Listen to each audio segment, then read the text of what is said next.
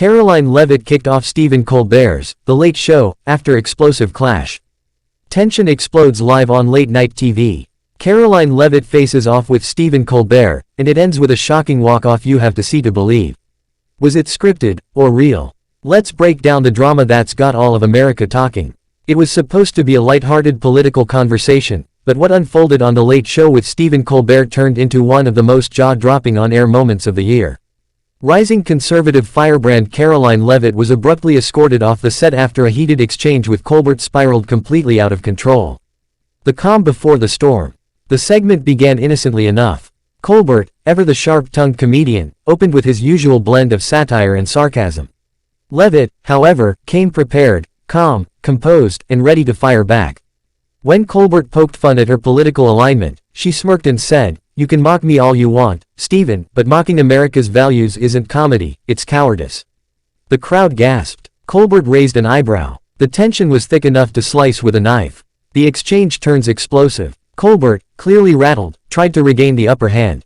He fired back with a few witty one-liners, but Leavitt wasn't backing down.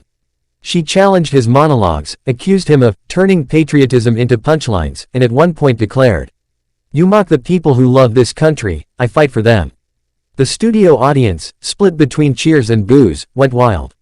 Producers reportedly gestured for Colbert to move on, but neither he nor Leavitt was backing off. What started as a verbal sparring match became a full-blown ideological showdown on live television. The moment everything broke. According to audience members, after a particularly tense back and forth about media bias, Colbert muttered something under his breath, something Leavitt clearly didn't take kindly to. She stood up, removed her mic, and said, "If this is what passes for comedy in America, no wonder people are tuning out." Security quickly stepped in as the audience fell into stunned silence. Colbert tried to smooth things over with a nervous laugh, but the damage was done, the segment was cut short, and Leavitt was escorted backstage.